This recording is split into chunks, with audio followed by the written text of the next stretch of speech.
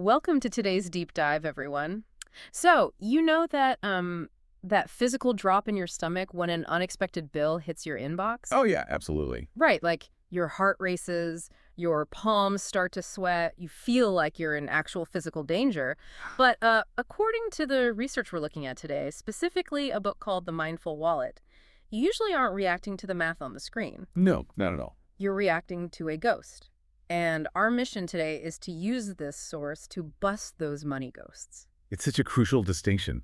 I mean, the numbers in your bank account are just entirely neutral. They don't have feelings or motives. Yeah, they're literally just numbers. Exactly. The sheer panic we experience is almost entirely generated by, like, automatic catastrophic stories. Our brains just kind of spin about those numbers. Right, and the authors refer to these stories as the ghosts we think. So essentially, they're just cognitive distortions. It's like your brain is a haunted house tricking you with these scary illusions. So what do these financial ghosts actually look like in daily life? Well, they identify 10 of these specific distortions that really trigger financial anxiety.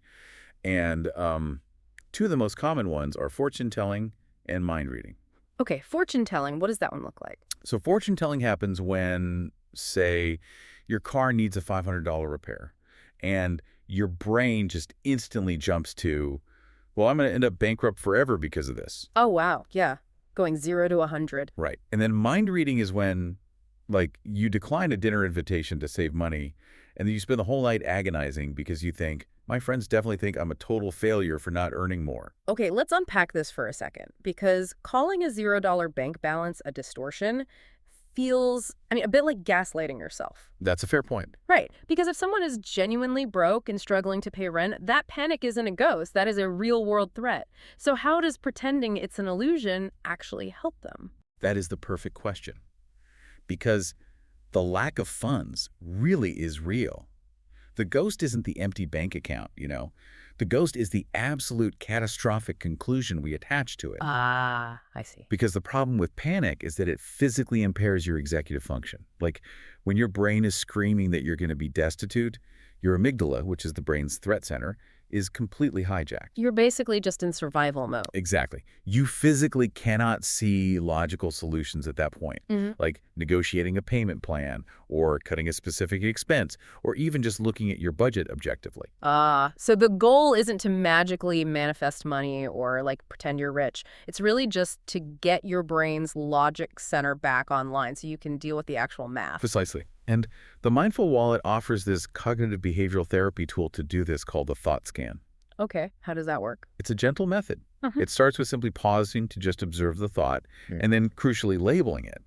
So you literally name the specific ghost. You say out loud, oh, that's fortune telling. But wait, why does that actually do anything? If I'm stressed, just saying I'm fortune telling feels like putting a Band-Aid on a broken leg.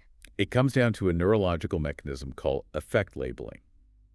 When you put a harsh emotion into words, fMRI scans actually show that the activity in your brain literally moves. Wait, really? It moves? Yes, it shifts out of the emotional reactive amygdala and moves right into the prefrontal cortex, which is the part of the brain responsible for rational thought. So by naming the ghost, you are forcing your brain to process the fear as just data. Wow, so you're basically forcing the brain to turn the lights on in the haunted house. Yeah, exactly. And that sets up the third step, which is reframing. But it has to be realistic bridge thought. Which is so important to highlight because, toxic positivity simply doesn't work. Instead of violently fighting the thought, you kindly pivot. If you're broke, telling yourself, I am a money magnet, just makes your brain reject it. It feels like a lie. It is a lie. And your brain completely knows it's a lie. A proper reframe bridges the gap between panic and logic. So what's a good example of that? Well, instead of the extreme distortion like I'm completely hopeless with money, you shift to a neutral fact. You might tell yourself, well, I made a mistake with this credit card bill, and now I'm learning to manage my money wisely by calculating exactly what I can pay. It's incredibly boring. Yeah, that is super boring. Boring is exactly what financial anxiety needs. Simply labeling the ghost strips away its emotional intensity. It returns you to a state of balance. It strips the emotion right out of the room and you're left with just the math. Right, and math is a puzzle you can actually solve. Rather than a monster you have to run from.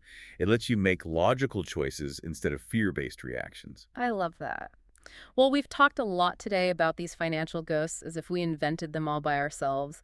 But here is a final thought for you to chew on the next time you feel that knot in your stomach over a purchase or a bill. Well, where did your specific ghost actually come from? Often the financial anxieties we suffer from aren't even our own. They're like inherited from parents who constantly fought about money or absorbed from a society that aggressively equates your net worth with your human value. So the next time you panic, take a breath and ask yourself, are you reacting to a factual danger or are you just being haunted by a ghost you invented?